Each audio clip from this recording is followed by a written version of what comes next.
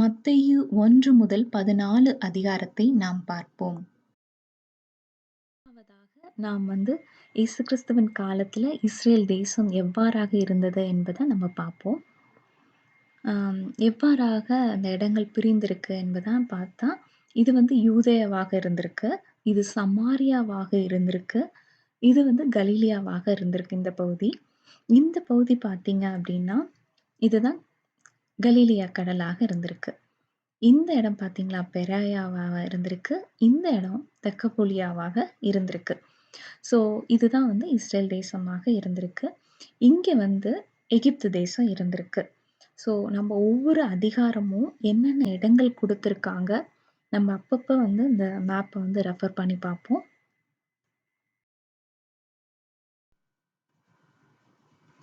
மத்தேயு அதிகாரம் 1. இயேசு கிறிஸ்துவின் வம்ச வரலாறு. ஆபிரகாம் முதல் தாவீது வரைக்கும் 14 தலைமுறைகள். தாவீது முதல் பாபிலோனுக்கு சிறைப்பட்டு போன காலம் வரைக்கும் 14 தலைமுறைகள். பாபிலோனுக்கு சிறைப்பட்டு போன காலம் முதல் கிறிஸ்து வரைக்கும் 14 தலைமுறைகள். இயேசு கிறிஸ்துவினுடைய ஜனனத்தின் விவரம். கர்த்தருடைய தூதன் சொப்பனத்தில் யோசேப்புக்கு காணப்பட்டான். யோசேப்பு நித்திரை தெளிந்து எழுந்து, கர்த்தருடைய தூதன் தனக்கு கட்டளையிட்டபடியே தன் மனைவியை சேர்த்து கொண்டு, அவள் தன் முதற்பேறான குமாரனை பெறுமளவும் அவளை அறியாதிருந்து அவருக்கு இயேசு என்று பெயரிட்டான். மத்தேயு 2ஆம் அதிகாரம். ஏரோது ராஜாவின் நாட்களில் யூதேயாவிலுள்ள பெத்லெகேமிலே இயேசு பிறந்த பொழுது, கிழக்கிலிருந்து சாஸ்திரிகள் எருசலேமுக்கு வந்தார்கள். இதுதான் யூதேயான்னு நம்ம பார்த்தோம். ஸோ யூதேயாவில் தான் என்ன இருக்கு? பெத்லெகேம் இருக்கு. இங்கே இருக்கு. இங்கே தான் ஆண்டவர் பிறக்கிறாரு. ஸோ இதுக்கு மேலே தான் என்ன இருக்கு? எருசலேம் இருக்கு.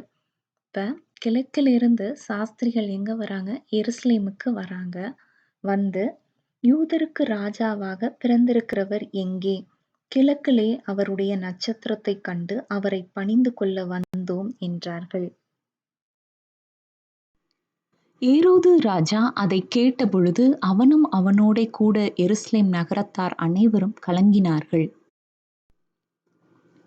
ஏரோது ராஜா பிரதான ஆசாரியர் ஜனத்தின் வேதபாரகர் எல்லோரையும் கூடி வர செய்து, கிறிஸ்துவானவர் எங்கே பிறப்பார் என்று அவர்களிடத்தில் விசாரித்தான்.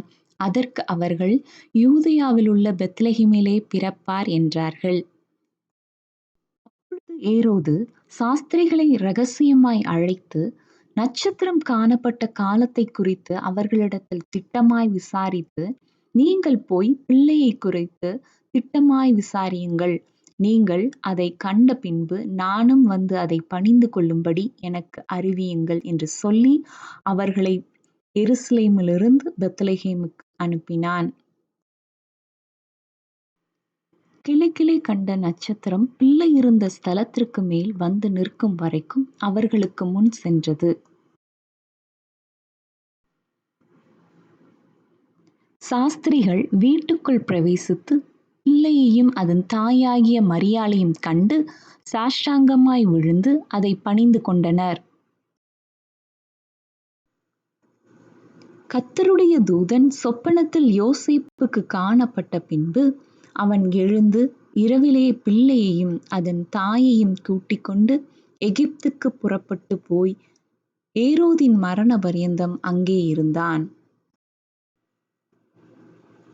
ஏரோது பெத்லெகேமிலும் அதன் சகல எல்லைகளிலும் இருந்த 2 வயதுக்குட்பட்ட எல்லா ஆண் பிள்ளைகளையும் கொலை செய்தான். பெத்லெகேமிலிருந்து, அதாவது யூதேயாவிலிருந்து பிள்ளையையும் அதன் தாயையும் கூட்டிக் கொண்டு எகிப்துக்கு வருகிறான். ஏரோது ராஜா பெத்லெகேமிலும் அதன் சகல எல்லைகளிலும் இருந்த 2 வயதுக்குட்பட்ட எல்லா ஆண் பிள்ளைகளையும் கொலை செய்கிறான்.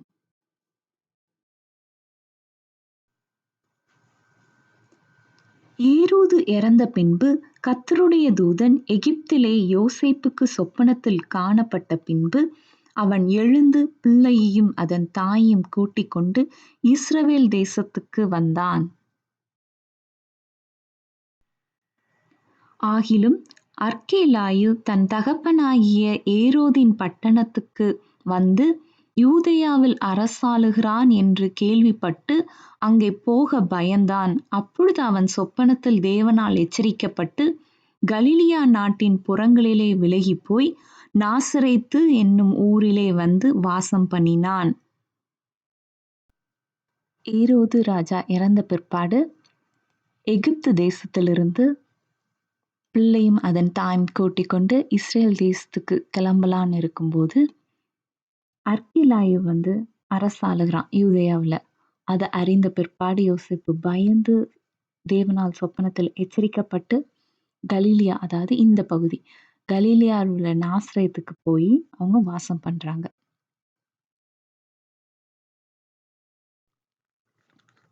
யோவான் ஸ்நானன் யூதேயாவின் வனாந்தரத்தில் வந்து மனம் திரும்புங்கள், பரலோகராஜ்யம் சமீபித்திருக்கிறது என்று பிரசங்கம் பண்ணினான்.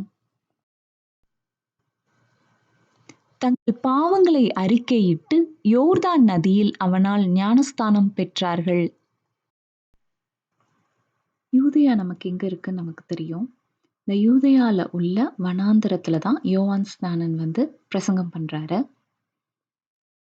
இங்க பாத்தீங்க அப்படின்னா யோர்தான் நதி, இங்க இருக்கக்கூடியதுதான் யோர்தான் நதி. இந்த யோர்தான் நதியில தான் என்ன பண்றாரு அப்படின்னா ஞானஸ்தானம் கொடுக்கிறாரு. பரிசேயரிலும் சதுசேயரிலும் அநேகர் தன்னிடத்தில் ஞானஸ்தானம் பெறும்படி வருகிறதை அவன் கண்டு, விரியன் பாம்பு குட்டிகளே, வருங்கோபத்துக்கு தப்பித்துக் கொள்ள உங்களுக்கு வகை காட்டினவன் யார்? மனம் திரும்புதலுக்கேற்ற கனிகளை கொடுங்கள். ஆபிரகாம் எங்களுக்கு தகப்பன் என்று உங்களுக்குள்ளே சொல்லிக் கொள்ள நினையாதிருங்கள். தேவன் இந்த கல்லுகளினாலே ஆபிரகாமுக்கு பிள்ளைகளை உண்டு பண்ண வல்லவராயிருக்கிறார் என்று உங்களுக்கு சொல்லுகிறேன் என்றான். இப்பொழுதே கோடாரியானது மரங்களின் வேர் அருகே வைத்திருக்கிறது. ஆகையால் நல்ல கனி கொடாத மரங்கள்லாம் வெட்டுண்டு அக்கினியிலே போடப்படும். மனம் திரும்புதலுக்கென்று நான் ஜலத்தினால் உங்களுக்கு ஞானஸ்தானம் கொடுக்கிறேன். எனக்கு பின் வருகிறவர் என்னிலும் வல்லவராயிருக்கிறார். அவருடைய பாதரட்சைகளை சுமக்கிறதற்கு நான் பாத்திரன் அல்ல. அவர் பரிசுத்த ஆவியினாலும் அக்கினியினாலும் உங்களுக்கு ஞானஸ்தானம் கொடுப்பார். தூற்றுக்கூடை அவர் கையில் இருக்கிறது. அவர் தமது கலத்தை நன்றாய் விலக்கி தமது கோதுமையை களஞ்சியத்தில் சேர்ப்பார். பதரையோ அவியாத அக்கினியினால் சுட்டெரிப்பார் என்றான். அப்பொழுது யோவானால் ஞானஸ்தானம் பெறுவதற்கு இயேசு கலிலியாவை விட்டு யோர்தானுக்கு அருகே அவனிடத்தில் வந்தார்.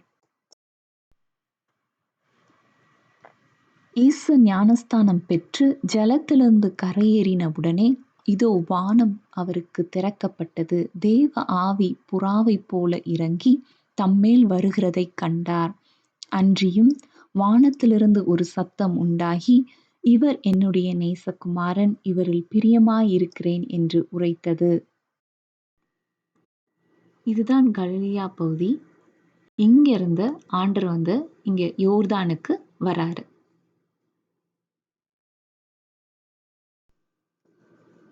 மத்தேயு அதிகாரம் 4.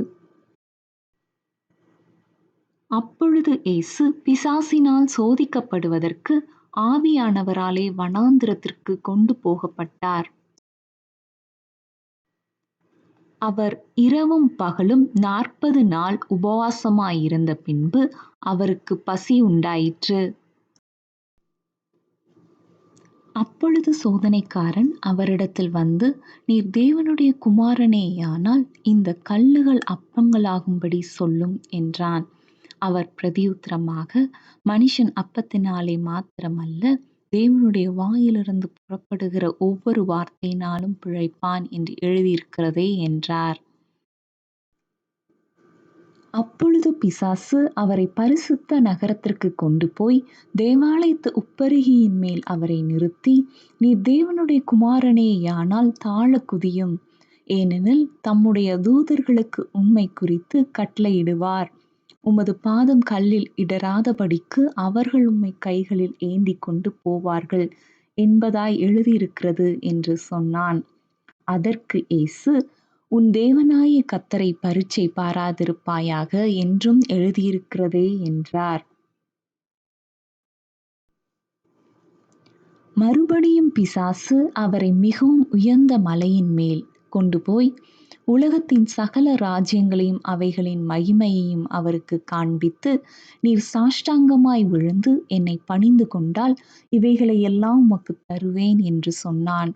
அப்பொழுது இயேசு, அப்பாலே போ சாத்தானே, உன் தேவனாகிய கர்த்தரை பணிந்து கொண்டு அவர் ஒருவருக்கே ஆராதனை செய்வாயாக என்று எழுதியிருக்கிறதே என்றார்.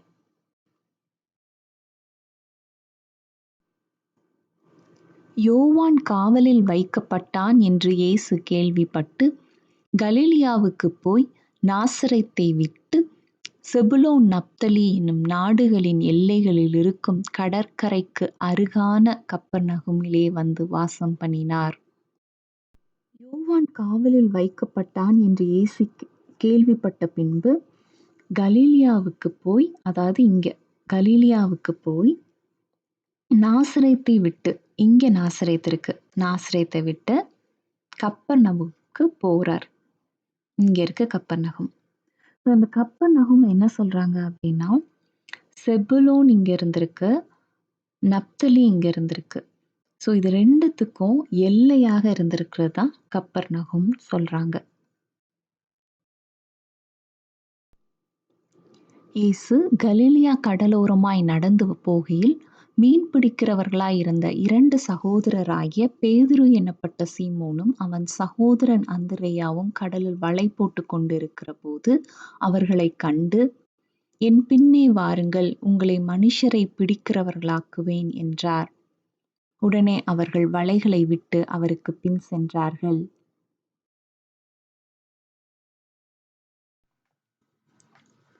அவர் அவ்விடம் விட்டு போகையில் வேறே 2 சகோதரராகிய செபதேயுவின் மகன் யாக்கோபும் அவன் சகோதரன் யோவானும் தங்கள் தகப்பன் செபதேயுவுடனே படவிலிருந்து தங்கள் வலைகளை பழுது பார்த்து கொண்டிருக்கிற பொழுது அவர்களைக் கண்டு அவர்களையும் அழைத்தார்.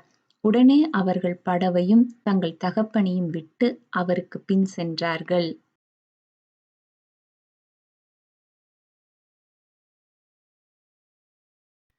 கலிலேயா கடற்கரைக்கு அருகில் தான் கப்பர்நகூம் இருக்கு. அங்கதான் ஆண்டவர் வாசம் பண்ண பிறகு ஆண்டவர் கலிலேயா கடலோரமாக நடக்கையில் தான் பேதுரு, அவன் சகோதரன் அந்திரேயா, அடுத்தது செபதேயுவின் குமாரன் யாக்கோபு, அவன் சகோதரன் யோவானையும் பார்த்து அவங்கள அழைக்கிறாரு. அதற்கு பிற்பாடு ஆண்டவர் கலிலேயா எங்கும் இங்கேதான்.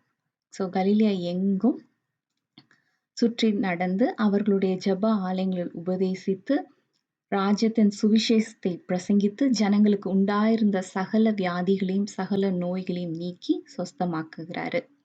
இப்படி சொஸ்தமாக்கும் போது சிரியா தேசத்துல கீர்த்தி ஆண்டவருடைய கீர்த்தி பிரசித்தமாயிடுது. இதான் இங்கதான் இருக்கு சிரியா தேசம். ஸோ இங்க அவரோட கீர்த்தி பிரசித்தமாகுது. அப்புறம் பார்த்தோம் அப்படின்னா எங்க இதெல்லாம் பின் செல்றாங்கங்கிறத லாஸ்ட் வசனத்துல கொடுத்திருக்காங்க. கலீலியாவிலிருந்தும் தெக்கப்போலி, இதுதான் தெக்கப்போலி.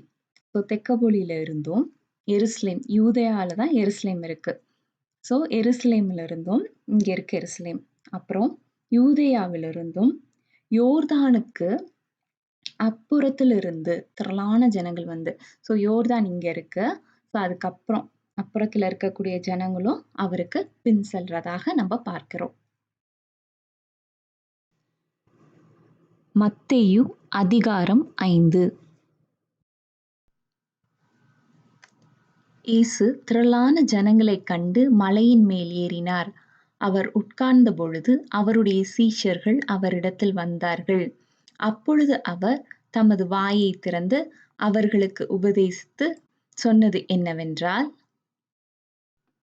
யார் பாக்கியவான்கள் என்பதை குறித்து ஆண்டவர் கூறின பின்பு, என் நிமித்தம் உங்களை நிந்தித்து துன்பப்படுத்தி பலவித தீமையான மொழிகளையும் உங்கள் பேரில் பொய்யாய் சொல்வார்களானால் பாக்கியவான்களாய் இருப்பீர்கள்.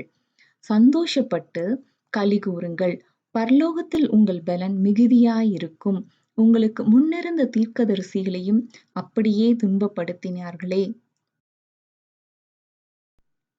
நீங்கள் பூமிக்கு உப்பாயிருக்கிறீர்கள். நீங்கள் உலகத்துக்கு வெளிச்சமாயிருக்கிறீர்கள். மலையின் மேல் இருக்கிற பட்டணம் மறைந்திருக்க மாட்டாது. விளக்கை கொளுத்தி மரக்காலால் மூடி வைக்காமல் விளக்கு தண்டில் மேல் வைப்பார்கள். அப்பொழுது அது வீட்டிலுள்ள யாவருக்கும் வெளிச்சம் கொடுக்கும். இவ்விதமாய் மனுஷர் உங்கள் நற்கிரியைகளைக் கண்டு பரலோகத்தில் இருக்கிற உங்கள் பிதாவை மகிமைப்படுத்தும்படி உங்கள் வெளிச்சம் அவர்கள் முன்பாக பிரகாசிக்க கடவது. நியாயப்பிரமாணத்தை பற்றியும் பரலோக ராஜ்யத்தில் யார் பெரியவன் என்பதை பற்றியும் தன் சகோதரனை நியாயமில்லாமல் கோபித்துக் கொள்பவன் நியாய தீர்ப்புக்கு ஏதுவாயிருப்பான் என்பதை பற்றியும் ஒரு ஸ்ரீ இச்சையோடு பார்க்கிற எவனும் தன் இருதயத்தில் அவளோட விபச்சாரம் செய்தாயிற்று என்பதை பற்றியும் உன் வலது கண் உனக்கு இடறல் உண்டாக்கினால் அதை பிடுங்கி எறிந்து போடு என்பதை பற்றியும் உன் வலது கை உனக்கு இடறல் உண்டாக்கினால் அதை தரித்து எறிந்து போடு என்பதை பற்றியும் கூறுகிறார். வேசித்தன முகாந்தரத்தினாலொழிய தன் மனைவியை தள்ளிவிடுகிறவன் அவளை விபச்சாரம் செய்ய பண்ணுகிறவனாயிருப்பான். அப்படி தள்ளிவிடப்பட்டவளை விவாகம் பண்ணுகிறவனும் விபச்சாரம் செய்கிறவனாயிருப்பான் என்பதை பற்றியும் சத்தியம் பண்ண வேண்டாம், உள்ளதை உள்ளதென்றும் இல்லதை இல்லதென்றும் சொல்லுங்கள் என்பதை பற்றியும் தீமையோடு எதிர்த்து நிற்க வேண்டாம், ஒருவன் உன்னை வலது கன்னத்தில் அறைந்தால் அவனுக்கு மறு கன்னத்தையும் திருப்பிக் கொடு என்பதை பற்றியும் கூறுகிறார்.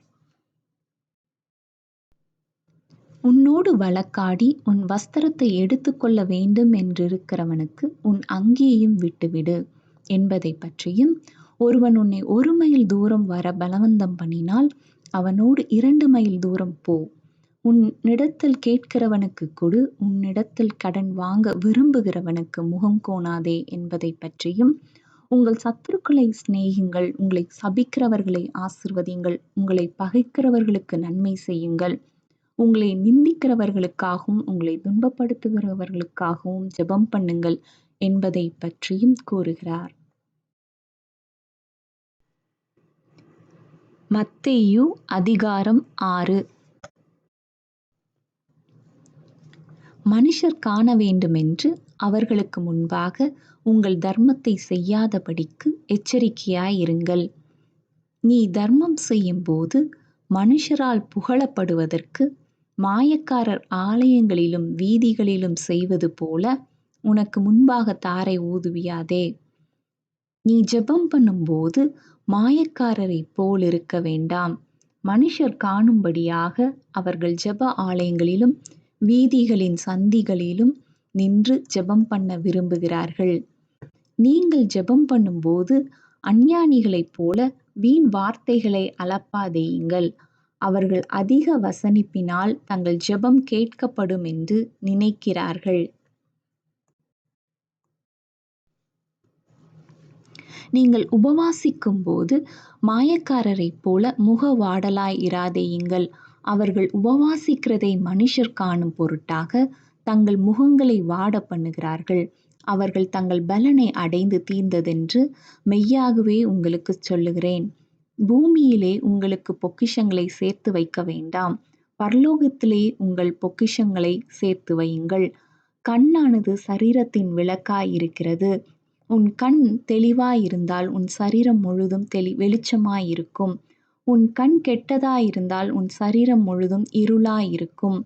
2 எஜமான்களுக்கு ஊழியம் செய்ய ஒருவனாலும் கூடாது. ஒருவனைப் பகைத்து மற்றவனை சிநேகிப்பான், அல்லது ஒருவனைப் பற்றிக் கொண்டு மற்றவனை அசட்டை பண்ணுவான். தேவனுக்கும் உலகப் பொருளுக்கும் ஊழியம் செய்ய உங்களால் கூடாது என்பதை பற்றி கூறுகிறார். எண்ணத்தை உண்போம், எண்ணத்தை குடிப்போம் என்று உங்கள் ஜீவனுக்காகவும் என்னத்தை உடுப்போம் என்று உங்கள் சரீரத்துக்காகவும் கவலைப்படாதிருங்கள். ஆகாயத்து பட்சிகளை கவனித்துப் பாருங்கள்.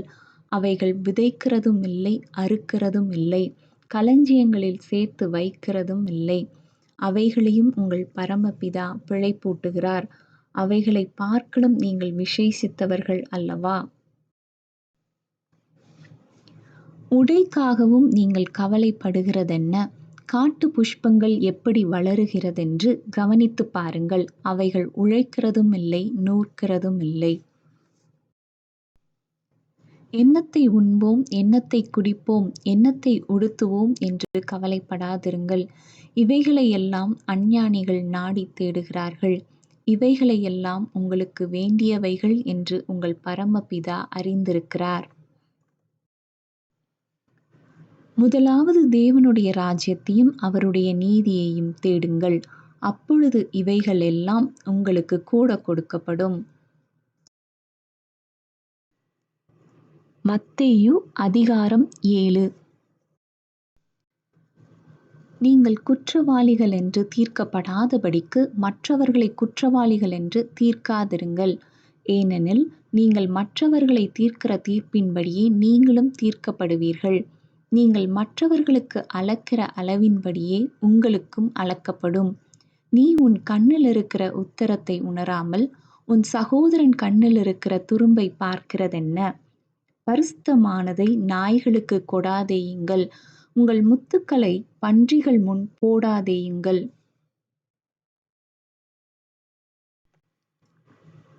கேளுங்கள், அப்பொழுது உங்களுக்கு கொடுக்கப்படும். தேடுங்கள், அப்பொழுது கண்டடைவீர்கள். தட்டுங்கள், அப்பொழுது உங்களுக்கு திறக்கப்படும். உங்களில் எந்த மனுஷனானாலும் தன்னிடத்தில் அப்பத்தை கேட்கிற தன் மகனுக்கு கல்லை கொடுப்பானா? மீனை கேட்டால் அவனுக்கு பாம்பை கொடுப்பானா? இடுக்கமான வாசல் வழியாய் உட்பிரவேசியுங்கள். கேட்டுக்குப் போகிற வாசல் விரிவும் வழி விசாலமுமாயிருக்கிறது. அதன் வழியாய் பிரவேசிக்கிறவர்கள் அநேகர். ஜீவனுக்குப் போகிற வாசல் இடுக்கமும் வழி நெருக்கமுமாயிருக்கிறது. அதை கண்டுபிடிக்கிறவர்கள் சிலர். கள்ள தீர்க்கதரிசிகளுக்கு எச்சரிக்கையாயிருங்கள். அவர்கள் ஆட்டுத் தோலைப் போர்த்திக் கொண்டு உங்களிடத்தில் வருவார்கள். உள்ளத்திலோ அவர்கள் பட்சிக்கிற ஓநாய்கள். அவர்களுடைய கனிகளினாலே அவர்களை அறிவீர்கள். நல்ல மரம் கெட்ட கனிகளை கொடுக்க மாட்டாது, கெட்ட மரம் நல்ல கனிகளை கொடுக்க மாட்டாது. நல்ல கனி கொடாத மரமெல்லாம் வெட்டுண்டு அக்கினியிலே போடப்படும். பரலோகத்தில் இருக்கிற என் பிதாவின் சித்தத்தின்படி செய்கிறவனே பரலோக ராஜ்யத்தில் பிரவேசிப்பானே அல்லாமல், என்னை நோக்கி கர்த்தாவே கர்த்தாவே என்று சொல்லுகிறவன் அதில் பிரவேசிப்பதில்லை. நான் சொல்லிய இந்த வார்த்தைகளைக் கேட்டு இவைகளின்படி செய்கிறவன் எவனோ அவனை கன்மலையின் மேல் தன் வீட்டைக் கட்டின புத்தியுள்ள மனுஷனுக்கு ஒப்பிடுவேன். நான் சொல்லிய இந்த வார்த்தைகளைக் கேட்டு இவைகளின்படி செய்யாதிருக்கிறவன் எவனோ அவன் தன் வீட்டை மணலின் மேல் கட்டின புத்தியில்லாத மனுஷனுக்கு ஒப்பிடப்படுவான். மத்தேயு அதிகாரம் 8. மத்தேயு 5, 6, 7 3 அதிகாரத்திலும் இயேசு மலையில இருக்கிறாரு. இப்பொழுது 8ஆம் அதிகாரத்துல இயேசு மலையிலிருந்து கீழே இறங்குகிறார். இயேசு மலையிலிருந்து இறங்கின போது திரளான ஜனங்கள் அவருக்கு பின் சென்றார்கள். குஷ்டரோகி ஒருவன் வந்து அவரை பணிந்து, ஆண்டவரே, உமக்கு சித்தமானால் என்னை சுத்தமாக்க உம்மால் ஆகும். இயேசு தமது கையை நீட்டி அவனைத் தொட்டு, எனக்கு சித்தம் உண்டு, சுத்தமாகு என்றார். உடனே குஷ்டரோகம் நீங்கி அவன் சுத்தமானான். இயேசு கப்பர்நகூமில் பிரவேசித்த போது 100க்கு அதிபதி ஒருவன் அவரிடத்தில் வந்து, ஆண்டவரே, என் வேலைக்காரன் வீட்டிலே திமிர்வாதமாய் கிடந்து கொடிய வேதனைப்படுகிறான் என்று அவரை வேண்டிக் கொண்டான். நீர் என் வீட்டுக்குள் பிரவேசிக்க நான் பாத்திரன் அல்ல. ஒரு வார்த்தை மாத்திரம் சொல்லும், அப்பொழுது என் வேலைக்காரன் சொஸ்தமாவான். நீ போகலாம், நீ விசுவாசித்தபடியே உனக்கு ஆகக்கடவது என்றார். அந்த நாளிலே அவன் வேலைக்காரன் சொஸ்தமானான். இயேசு பேதுருவின் வீட்டிலே வந்து அவன் மாமி ஜொரமாய்க் கிடக்கிறதைக் கண்டார். அவர் அவள் கையை தொட்ட உடனே ஜொரம் அவளை விட்டு நீங்கிற்று. அஸ்தமனமானபோது பிசாசு பிடித்திருந்த அநேகரை அவரிடத்தில் கொண்டு வந்தார்கள். அவர் அந்த ஆவிகளை தமது வார்த்தையினாலே துரத்தி பிணியாளிகள் எல்லோரையும் சொஸ்தமாக்கினார். திரளான ஜனங்கள் தம்மை சூழ்ந்திருக்கிறதை இயேசு கண்டு அக்கரைக்கு போக கட்டளையிட்டார். வேதபாரகன் ஒருவன் வந்து, போதகரே, நீர் எங்கே போனாலும் உம்மை பின்பற்றி வருவேன் என்றான். நரிகளுக்கு குழிகளும் ஆகாயத்து பறவைகளுக்கு கூடுகளும் உண்டு, மனுஷகுமாரனுக்கோ தலை சாய்க்க இடமில்லை என்றார். சீஷர்களில் வேறொருவன் அவரை நோக்கி, முன்பு நான் போய் என் தகப்பனை அடக்கம் பண்ண எனக்கு உத்தரவு கொடுக்க வேண்டும் என்றான். அதற்கு இயேசு, மரித்தோர் தங்கள் மரித்தோரை அடக்கம் பண்ணட்டும், நீ என்னை பின்பற்றி வா என்றார். படவில் ஏறினபோது அவருடைய சீஷர்கள் அவருக்கு பின் சென்று ஏறினார்கள். அப்பொழுது படவு அலைகளினால் மூடப்படத்தக்கதாய் கடலில் பெருங்காற்று உண்டாயிற்று. அவரோ நித்திரையாயிருந்தார். அற்ப விசுவாசிகளே, ஏன் பயப்படுகிறீர்கள் என்று சொல்லி எழுந்து காற்றையும் கடலையும் அதட்டினார். உடனே மிகுந்த அமைதல் உண்டாயிற்று. அக்கரையிலே கெர்கேசேனர் நாட்டில் வந்தபோது பிசாசு பிடித்திருந்த 2 பேர் பிரேத கல்லறைகளிலிருந்து புறப்பட்டு அவருக்கு எதிராக வந்தார்கள். அவர்கள் மிகவும் கொடியராயிருந்தபடியால் அந்த வழியாக ஒருவனும் நடக்கக்கூடாதிருந்தது. அவர்கள் அவரை நோக்கி, இயேசுவே, தேவனுடைய குமாரனே, எங்களுக்கும் உமக்கும் என்ன? காலம் வருமுன்னே எங்களை வேதனைப்படுத்த இங்கே வந்தீரா என்று கேட்டார்கள். அவர்களுக்கு கொஞ்ச தூரத்தில் அநேகம் பன்றிகள் கூட்டமாக மேய்ந்து கொண்டிருந்தன. அப்பொழுது பிசாசுகள், நீர் எங்களை துரத்துவீரானார் நாங்கள் அந்த பன்றிக் கூட்டத்தில் போகும்படி உத்தரவு கொடும் என்று அவரை வேண்டிக் கொண்டன. அதற்கு அவர், போங்கள் என்றார். திரளான ஜனங்கள் தம்மை சூழ்ந்திருக்கிறதை இயேசு கண்டு அக்கரைக்கு போக கட்டளையிட்டார். அதாவது கப்பர்நகூம்ல இருக்கிறாங்க. கப்பர்நகூம்லேருந்து ஆப்போசிட் டைரக்ஷன்ல போறாங்க. எப்படி போறாங்க? படகுல போறாங்க. படகுல போறப்பதான் காற்றையும் கடலையும் ஆண்டவர் அதட்டினார். ஸோ எங்க போறாங்க அப்படின்னா, கெர்கேசேனர் நாட்டு இங்கதான் இருக்குது. இந்த நாட்டுல வராங்க.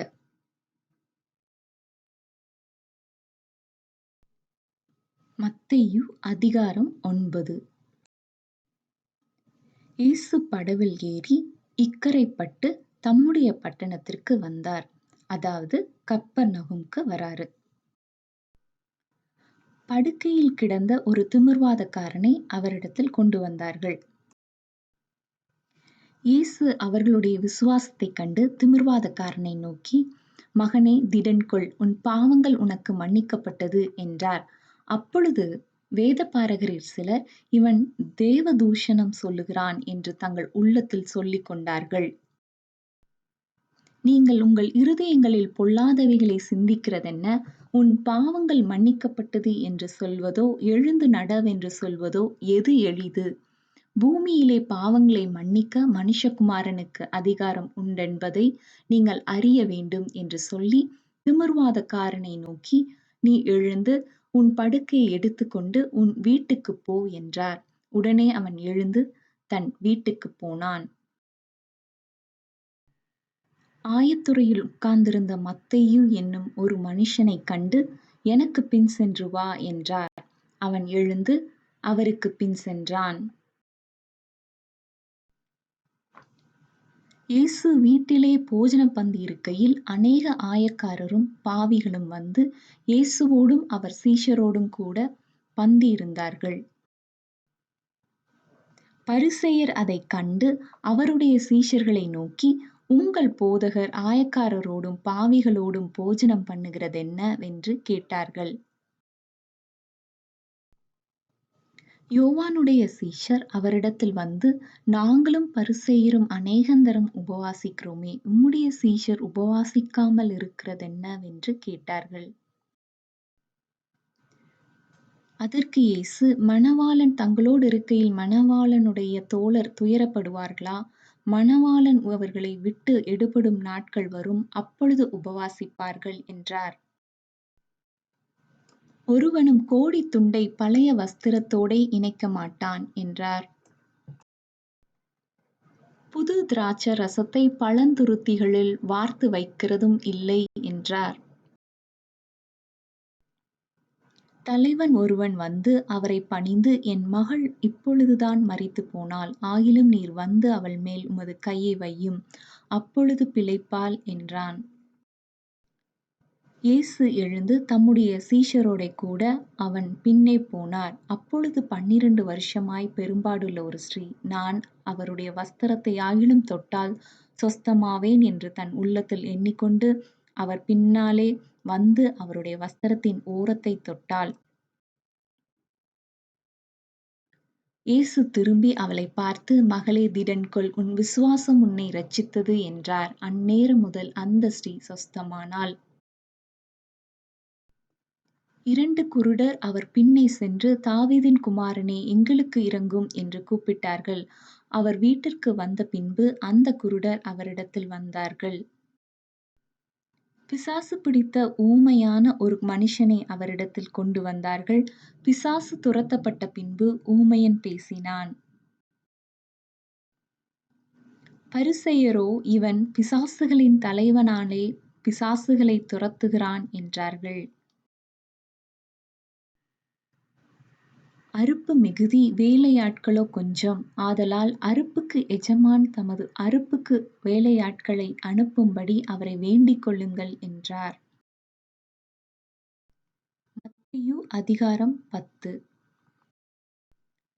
தம்முடைய 12 சீஷர்களையும் தம்மிடத்தில் வரவழைத்து, அசுத்த ஆவிகளைத் துரத்தவும் சகல வியாதிகளையும் சகல நோய்களையும் நீக்கவும் அவர்களுக்கு அதிகாரம் கொடுத்தார். 12 அப்போஸ்தலருடைய நாமங்களைப் பார்க்கின்றோம். காணாமற் போன ஆடுகளாகிய இஸ்ரவேல் வீட்டாரிடத்திற்குப் போங்கள்.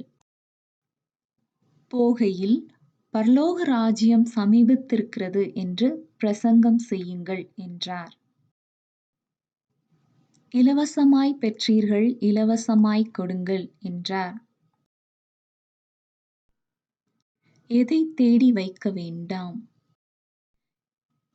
யாரிடத்தில் தங்கியிருங்கள். எதை வாழ்த்துங்கள். சமாதானம் யார்மேல் வரக்கடவது. எப்பொழுது சமாதானம் உங்களிடத்திற்குத் திரும்பக்கடவது. எப்பொழுது உங்கள் கால்களில் படிந்த தூசியை உதறிப் போடுங்கள். இவை எல்லாவற்றையும் இயேசு கூறினார். ஆடுகளை ஓநாய்களுக்குள்ளே அனுப்புகிறது போல, இதோ நான் உங்களை அனுப்புகிறேன். ஆகையால் சர்ப்பங்களைப் போல வினா உள்ளவர்களும் புறாக்களைப் போல கபடற்றவர்களுமாயிருங்கள். மனுஷரைக் குறித்து எச்சரிக்கையாயிருங்கள். அவர்கள் உங்களை ஆலோசனை சங்கங்களுக்கு ஒப்புக்கொடுத்து, தங்கள் ஜெப ஆலயங்களில் உங்களை வாரினால் அடிப்பார்கள். முடிவுபரியந்தம் நிலைத்திருப்பவனே இரட்சிக்கப்படுவான். சீஷன் தன் போதகனிலும் வேலைக்காரன் தன் எஜமானிலும் மேற்பட்டவன் அல்ல. வெளியாக்கப்படாத மறைபொருளும் இல்லை, அறியப்படாத இரகசியமும் இல்லை. ஆத்துமாவைக் கொல்ல வல்லவர்களாயிராமல் சரீரத்தை மாத்திரம் கொல்லுகிறவர்களுக்கு நீங்கள் பயப்பட வேண்டாம். ஆத்துமாவையும் சரீரத்தையும் நரகத்திலே அழிக்க வல்லவருக்கே பயப்படுங்கள். ஒரு காசுக்கு 2 அடைக்கலான் குருவிகளை விற்கிறார்கள் அல்லவா? ஆயினும் உங்கள் பிதாவின் சித்தமில்லாமல் அவைகளில் ஒன்றாயிலும் தரையிலே விழாது. உங்கள் தலையிலுள்ள மயிரெல்லாம் எண்ணப்பட்டிருக்கிறது. யாரை பரலோகத்திலிருக்கிற என் பிதாவின் முன்பாக அறிக்கை பண்ணுவேன்? யாரை பரலோகத்திலிருக்கிற என் பிதாவின் முன்பாக மறுதலிப்பேன்? எதற்கு வந்தேன்? ஒரு மனுஷனுக்கு சத்துருக்கள் அவன் வீட்டாரே. யார் பாத்திரன் அல்ல? யார் ஜீவனை இழந்து போவான்? யார் ஜீவனைக் காப்பான்? யார் என்னை ஏற்றுக்கொள்ளுகிறான்? யார் என்னை அனுப்பினவரை ஏற்றுக்கொள்ளுகிறான்? யார் பலனை அடைவான்? யார் பலனை அடையாமற் போகான்? இவை எல்லாவற்றையும் இயேசு கிறிஸ்து கூறுகிறார். மத்தேயு அதிகாரம் 11. காவலிலிருந்த யோவான் கிறிஸ்துவின் கிரியைகளைக் குறித்து கேள்விப்பட்டு தன் சீஷரில் 2 பேரை அழைத்து, வருகிறவர் நீர்தானா, அல்லது வேறொருவர் வர காத்திருக்க வேண்டுமா என்று அவரிடத்தில் கேட்கும்படி அனுப்பினான்.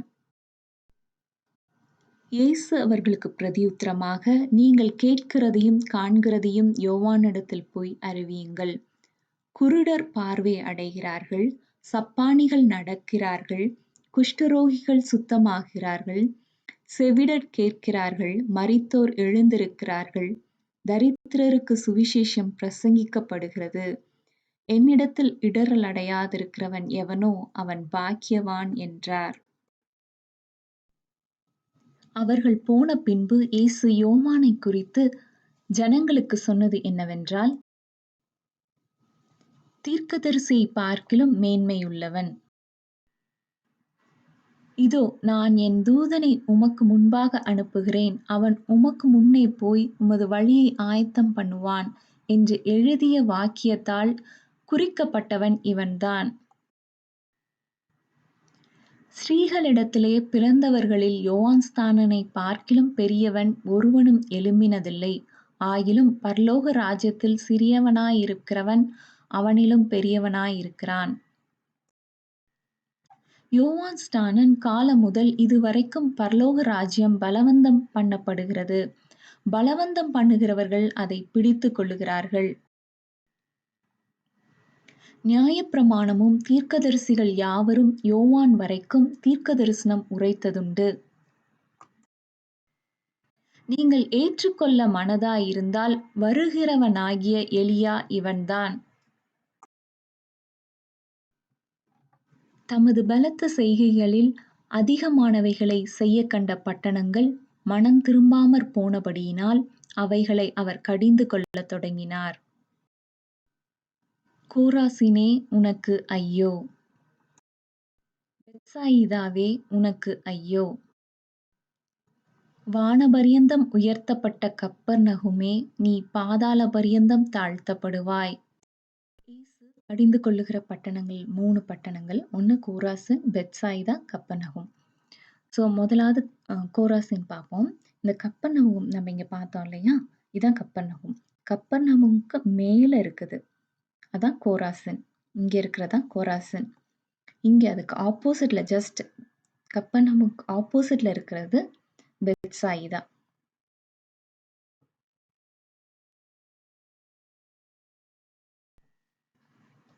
இயேசு சொன்னது, பிதாவே, வானத்துக்கும் பூமிக்கும் ஆண்டவரே, இவைகளை ஞானிகளுக்கும் கல்விமான்களுக்கும் மறைத்து பாலகருக்கு வெளிப்படுத்தினபடியால் உம்மை ஸ்தோத்திரிக்கிறேன். ஆம் பிதாவே, இப்படி செய்வது உம்முடைய திருவுளத்துக்கு பிரியமாயிருந்தது. சகலமும் என் பிதாவினால் எனக்கு ஒப்புக் கொடுக்கப்பட்டிருக்கிறது. பிதா தவிர வேறொருவனும் குமாரனை அறியான். குமாரனும் குமாரன் எவனுக்கு அவரை வெளிப்படுத்த சித்தமாயிருக்கிறாரோ அவனும் தவிர வேறொருவனும் பிதாவை அறியான்.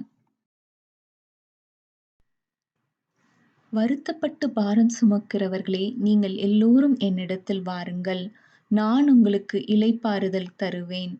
நான் சாந்தமும் மனத்தாழ்மையுமாயிருக்கிறேன். என் நுகத்தை உங்கள் மேல் ஏற்றுக்கொண்டு என்னிடத்தில் கற்றுக்கொள்ளுங்கள்.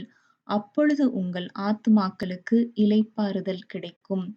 என் நுகம் மெதுவாயும் என் சுமை லெகுவாயும் இருக்கிறது என்றார். மத்தேயு அதிகாரம் 12. இயேசு ஓய்வு நாளில் பயிர் வழியே போனார். அவருடைய சீஷர்கள் பசியாயிருந்து கதிர்களைக் கொய்து தின்னத் தொடங்கினார்கள்.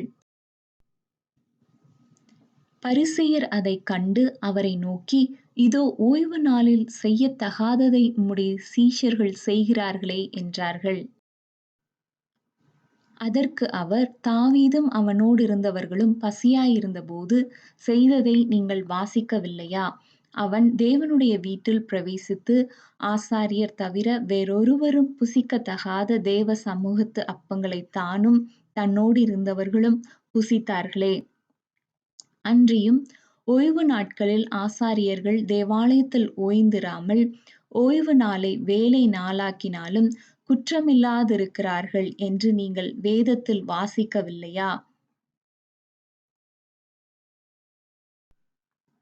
அவர் அவ்விடம் விட்டுப் போய் அவர்களுடைய ஜெப ஆலயத்தில் பிரவேசித்தார்.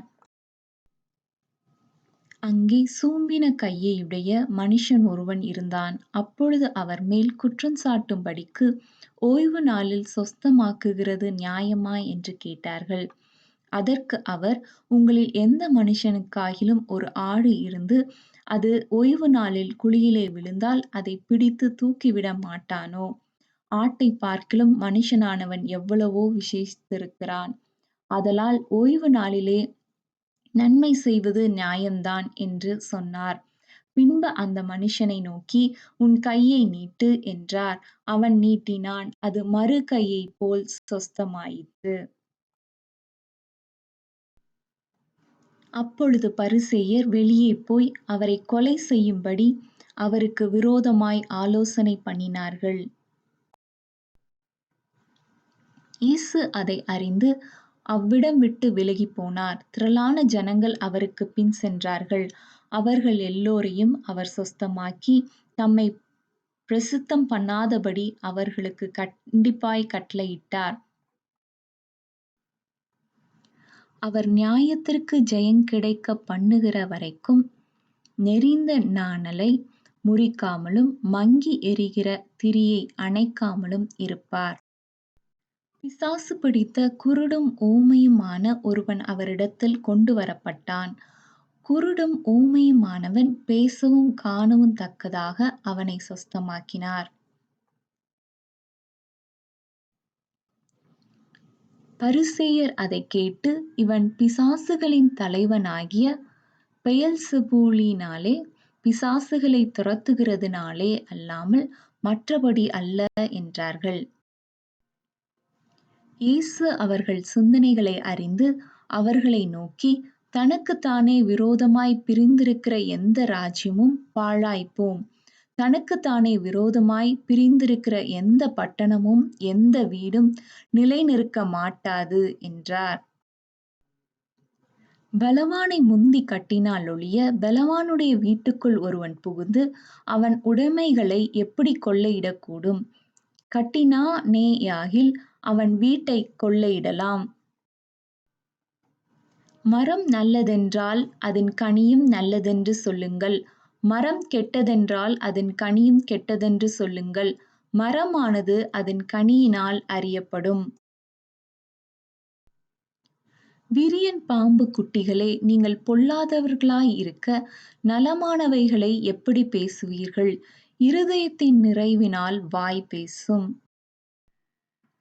மனுஷர் பேசும் வீணான வார்த்தைகள் யாவையும் குறித்து நியாயத்தீர்ப்பு நாளிலே கணக்கு ஒப்புவிக்க வேண்டும் என்று உங்களுக்குச் சொல்லுகிறேன்.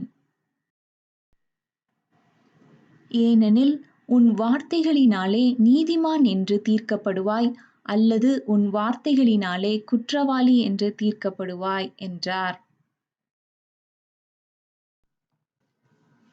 வேதபாரகரிலும் பரிசேயரிலும் சிலர் அவரை நோக்கி, போதகரே, உம்மால் ஒரு அடையாளத்தைக் காண விரும்புகிறோம் என்றார்கள். அவர்களுக்கு அவர் பிரதியுத்தரமாக, இந்தப் பொல்லாத விபசார சந்ததியார் அடையாளத்தைத் தேடுகிறார்கள். ஆனாலும் யோனா தீர்க்கதரிசியின் அடையாளமே அன்றி வேறே அடையாளம் இவர்களுக்குக் கொடுக்கப்படுவதில்லை என்றார். தென்தேசத்து ராஜஸ்திரீ பூமியின் எல்லைகளிலிருந்து சாலமோனுடைய ஞானத்தைக் கேட்க வந்தாள். இதோ, சாலமோனிலும் பெரியவர் இங்கே இருக்கிறார். ஆதலால் நியாயத்தீர்ப்பு நாளிலே அந்த ராஜஸ்திரீ இந்த சந்ததியாரோடே எழுந்து நின்று இவர்கள் மேல் குற்றம் சுமத்துவாள். அசுத்த ஆவி ஒரு மனுஷனை விட்டுப் புறப்படும்போது வறண்ட இடங்களில் அலைந்து இளைப்பாறுதல் தேடியும் கண்டடையாமல், நான் விட்டு வந்த என் வீட்டுக்குத் திரும்பிப் போவேன் என்று சொல்லி திரும்பிப் போய் தன்னிலும் பொல்லாத வேறு 7 ஆவிகளைத் தன்னோடே கூட்டிக் கொண்டு வந்து உட்புகுந்து அங்கே குடியிருக்கும். இப்படி அவர் ஜனங்களோடே பேசுகையில் அவருடைய தாயாரும் சகோதரரும் அவரிடத்தில் பேச வேண்டுமென்று வெளியே நின்றார்கள். அப்பொழுது ஒருவன் அவரை நோக்கி, உம்முடைய தாயாரும் உம்முடைய சகோதரரும் உம்மோடே பேச வேண்டுமென்று வெளியே நிற்கிறார்கள் என்றான். தம்மிடத்தில் இப்படி சொன்னவனுக்கு அவர் பிரதியுத்தரமாக, என் தாயார் யார், என் சகோதரர் யார் என்று சொல்லி தம்முடைய கையைத் தமது சீஷர்களுக்கு நேரே நீட்டி, இதோ என் தாயும் என் சகோதரரும் இவர்களே. பரலோகத்திலிருக்கிற என் பிதாவின் சுத்தத்தின்படி செய்கிறவன் எவனோ அவனே எனக்கு சகோதரனும் சகோதரியும் தாயுமாய் இருக்கிறான் என்றார். மத்தேயு அதிகாரம் 13. இயேசு அன்றைய தினமே வீட்டிலிருந்து புறப்பட்டுப் போய் கடலோரத்திலே உட்கார்ந்தார். திரளான ஜனங்கள் அவரிடத்தில் கூடி வந்தபடியால் அவர் படவில் ஏறி உட்கார்ந்தார். ஜனங்கள் எல்லோரும் கரையிலே நின்றார்கள். அவர் அநேக விஷயங்களை உவமைகளாக அவர்களுக்குச் சொன்னார். கேளுங்கள், விதைக்கிறவன் ஒருவன் விதைக்கப் புறப்பட்டான். அவன் விதைக்கையில் சில விதை வழியருகே விழுந்தது.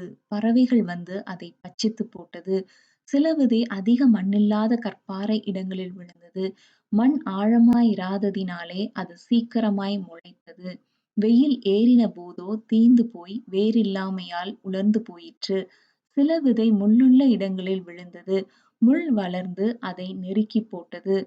சில விதையோ நல்ல நிலத்தில் விழுந்து சிலது 100ஆகவும் சிலது 60ஆகவும் சிலது 30ஆகவும் பலன் தந்தது. கேட்கிறதற்கு காதுள்ளவன் கேட்கக் கடவன் என்றார். அப்பொழுது சீஷர்கள் அவரிடத்தில் வந்து, ஏன் அவர்களோடே உவமைகளாய் பேசுகிறீர் என்று கேட்டார்கள். அவர்கள் கண்டும் காணாதவர்களாயும் கேட்டும் கேளாதவர்களாயும் உணர்ந்து கொள்ளாதவர்களாயும் இருக்கிறபடியினால் நான் உவமைகளாக அவர்களோடே பேசுகிறேன். இந்த ஜனங்கள் கண்களினால் காணாமலும் காதுகளினால் கேளாமலும் இருதயத்தினால் உணர்ந்து மனம் திரும்பாமலும் நான் அவர்களை ஆரோக்கியமாக்காமலும் இருக்கும்படியாக அவர்கள் இருதயம் கொழுத்திருக்கிறது. காதால் மந்தமாய்க் கேட்டு தங்கள் கண்களை மூடிக்கொண்டார்கள் என்பதே. உங்கள் கண்கள் காண்கிறதினாலும் உங்கள் காதுகள் கேட்கிறதினாலும் அவைகள் பாக்கியமுள்ளவைகள். அநேக தீர்க்கதரிசிகளும் நீதிமான்களும் நீங்கள் காண்கிறவைகளைக் காணவும் நீங்கள் கேட்கிறவைகளைக் கேட்கவும் விரும்பியும் காணாமலும் கேளாமலும் போனார்கள் என்று மெய்யாகவே உங்களுக்குச் சொல்லுகிறேன். வேறொரு உவமையை அவர்களுக்குச் சொன்னார். பரலோக ராஜ்யம் தன் நிலத்தில் நல்ல விதையை விதைத்த மனுஷனுக்கு ஒப்பாயிருக்கிறது. வேறொரு உவமையை அவர்களுக்குச் சொன்னார். பரலோக ராஜ்யம் கடுகு விதைக்கு ஒப்பாயிருக்கிறது. அதை ஒரு மனிதன் எடுத்து தன் நிலத்தில் விதைத்தான். வேறொரு உவமையை அவர்களுக்குச் சொன்னார். பரலோக ராஜ்யம் புளித்த மாவுக்கு ஒப்பாயிருக்கிறது. அதை ஒரு ஸ்திரீ எடுத்து முழுவதும் புளிக்கும் வரைக்கும் 3 படி மாவிலே அடைக்கி வைத்தாள் என்றார். அப்பொழுது இயேசு ஜனங்களை அனுப்பிவிட்டு வீட்டுக்குப் போனார். அவருடைய சீஷர்கள் அவரிடத்தில் வந்து, நிலத்தின் களைகளைப் பற்றிய உவமையை எங்களுக்கு வெளிப்படுத்த வேண்டும் என்று கேட்டார்கள்.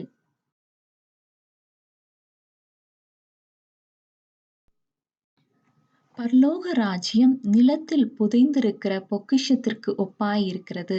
அதை ஒரு மனுஷன் கண்டு மறைத்து, அதைப் பற்றிய சந்தோஷத்தினாலே போய் தனக்குண்டான எல்லாவற்றையும் விற்று அந்த நிலத்தைக் கொள்ளுகிறான். பரலோக ராஜ்யம் நல்ல முத்துக்களைத் தேடுகிற வியாபாரிக்கு ஒப்பாயிருக்கிறது. அவன் விலையுயர்ந்த ஒரு முத்தைக் கண்டு போய் தனக்குண்டான எல்லாவற்றையும் விற்று அதைக் கொள்ளுகிறான்.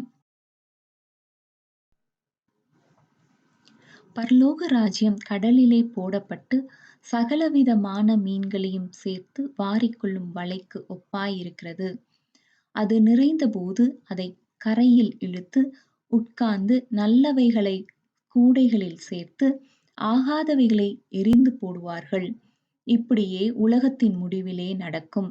தேவதூதர்கள் புறப்பட்டு நீதிமான்களின் நடுவிலிருந்து பொல்லாதவர்களைப் பிரித்து அவர்களை அக்கினி சோலையிலே போடுவார்கள். அங்கே அழுகையும் பற்கடிப்பும் உண்டாயிருக்கும் என்றார். தாம் வளர்ந்த ஊரிலே வந்து அவர்களுடைய ஜெப ஆலயத்திலே அவர்களுக்கு உபதேசம் பண்ணினார். அவர்கள் ஆச்சரியப்பட்டு, இவனுக்கு இந்த ஞானமும் பலத்த செய்கைகளும் எப்படி வந்தது? இவன் தச்சனுடைய குமாரன் அல்லவா? இவன் தாய் மரியாள் என்பவள் அல்லவா? யாக்கோபு, யோசே, சீமோன், யூதா என்பவர்கள் இவனுக்கு சகோதரர் அல்லவா? இவன் சகோதரர்கள் எல்லோரும் நம்மிடத்தில் இருக்கிறார்கள் அல்லவா? இப்படி இருக்க இதெல்லாம் இவனுக்கு எப்படி வந்தது? என்று சொல்லி அவரைக் குறித்து இடறலடைந்தார்கள். இயேசு அவர்களை நோக்கி, தீர்க்கதரிசி ஒருவன் தன் ஊரிலும் தன் வீட்டிலுமே அன்றி வேறெங்கும் கனவீனம் அடையான். அவர்களுடைய அவிசுவாசத்தினிமித்தம் அவர் அங்கே அநேக அற்புதங்களைச் செய்யவில்லை. இயேசு கிறிஸ்து வளர்ந்த ஊர் நாசரேத்து. நாசரேத் எங்க இருக்குன்னா, கலீலியால நாசரேத் இங்க இருக்கு.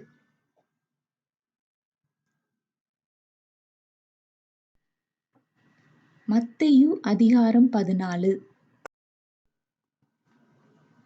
அக்காலத்தில் காற்பங்கு தேசாதிபதியாகிய ஏரோது இயேசுவின் கீர்த்தியைக் கேள்விப்பட்டு தன் ஊழியக்காரரை நோக்கி, இவன் யோவான் ஸ்நானன். இவன் மரித்தோரிலிருந்து எழுந்தான். ஆகையால் இவனிடத்தில் பலத்த செய்கைகள் விளங்குகிறது என்றான். ஏரோது தன் சகோதரனாகிய பிலிப்புவின் மனைவி ஏரோதியாளின் நிமித்தம் யோவானைப் பிடித்து கட்டி காவலில் வைத்திருந்தான். ஏனெனில், நீர் அவளை வைத்துக் கொள்வது நியாயமல்லவென்று யோவான் அவனுக்குச் சொல்லியிருந்தான். ஏரோது அவனைக் கொலை செய்ய மனதாயிருந்தும் ஜனங்கள் அவனைத் தீர்க்கதரிசி என்று எண்ணினபடியால் அவர்களுக்குப் பயந்திருந்தான். அப்படியிருக்க ஏரோதின் ஜென்ம நாள் கொண்டாடப்படுகிறபோது ஏரோதியாளின் குமாரத்தி அவர்கள் நடுவே நடனம் பண்ணி ஏரோதைச் சந்தோஷப்படுத்தினாள். அதினிமித்தம் அவன், நீ எதைக் கேட்டாலும் தருவேன் என்று அவளுக்கு ஆணையிட்டு வாக்கு கொடுத்தான். அவள் தன் தாயினால் ஏவப்பட்டபடியே, யோவான்ஸ்நானனுடைய தலையை இங்கே ஒரு தாலந்திலே எனக்குத் தாரும் என்று கேட்டாள்.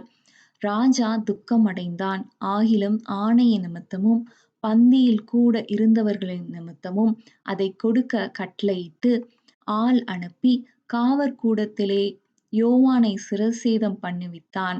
அவனுடைய சிரசை ஒரு தாலந்திலே கொண்டு வந்து சிறு பெண்ணுக்குக் கொடுத்தார்கள். அவள் அதைத் தன் தாயினிடத்தில் கொண்டு போனாள். அவனுடைய சீஷர்கள் வந்து உடலை எடுத்து அடக்கம் பண்ணி பின்பு போய் அந்த சங்கதியை இயேசுவுக்கு அறிவித்தார்கள்.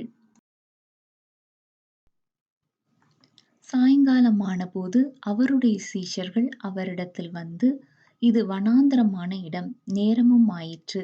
ஜனங்கள் கிராமங்களுக்குப் போய் தங்களுக்கு போஜன பதார்த்தங்களைக் கொள்ளும்படி அவர்களை அனுப்பிவிட வேண்டும் என்றார்கள். இயேசு அவர்களை நோக்கி, அவர்கள் போக வேண்டுவதில்லை, நீங்களே அவர்களுக்குப் போஜனம் கொடுங்கள் என்றார். அதற்கு அவர்கள், இங்கே எங்களிடத்தில் 5 அப்பமும் 2 மீன்களுமே அல்லாமல் வேறொன்றும் இல்லை என்றார்கள். அவைகளை என்னிடத்தில் கொண்டு வாருங்கள் என்றார். அப்பொழுது அவர் ஜனங்களை புல்லின் மேல் பந்தியிருக்க கட்டளையிட்டு, அந்த 5 அப்பங்களையும் அந்த 2 மீன்களையும் எடுத்து வானத்தை அண்ணாந்து பார்த்து ஆசீர்வதித்து அப்பங்களைப் பிட்டு சீஷர்களிடத்தில் கொடுத்தார். சீஷர்கள் ஜனங்களுக்கு கொடுத்தார்கள். எல்லோரும் சாப்பிட்டு திருப்தி அடைந்தார்கள். மீதியான துணிக்கைகளை 12 கூடை நிறைய எடுத்தார்கள். ஸ்திரீகளும் பிள்ளைகளும் தவிர சாப்பிட்ட புருஷர்கள் ஏறக்குறைய 5000 பேராய் இருந்தார்கள். இயேசு ஜனங்களை அனுப்பிவிடுகையில் தம்முடைய சீஷர்கள் படவில் ஏறி தமக்கு முன்னே அக்கரைக்குப் போகும்படி அவர்களைத் துரிதப்படுத்தினார். அவர் ஜனங்களை அனுப்பிவிட்ட பின்பு தனித்து ஜெபம் பண்ண ஒரு மலையின் மேல் ஏறி சாயங்காலமானபோது அங்கே தனிமையாயிருந்தார்.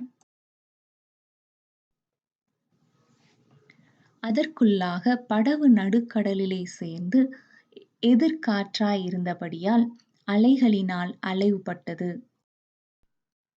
இரவின் 4ஆம் ஜாமத்திலே இயேசு கடலின் மேல் நடந்து அவர்களிடத்திற்கு வந்தார். அவர் கடலின் மேல் நடக்கிறதை சீஷர்கள் கண்டு கலக்கமடைந்து ஆவேசம் என்று சொல்லி பயந்ததினால் அலறினார்கள். உடனே இயேசு அவர்களோடே பேசி, திடன் கொள்ளுங்கள், நான் தான், பயப்படாதிருங்கள் என்றார்.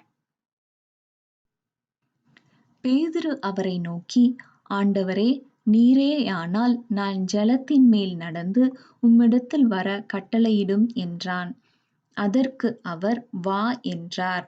அப்பொழுது பேதுரு படவை விட்டிறங்கி இயேசுவினிடத்தில் போக ஜலத்தின் மேல் நடந்தான். காற்று பலமாயிருந்ததைக் கண்டு பயந்து அமிழ்ந்து போகையில், ஆண்டவரே, என்னை இரட்சியும் என்று கூப்பிட்டான்.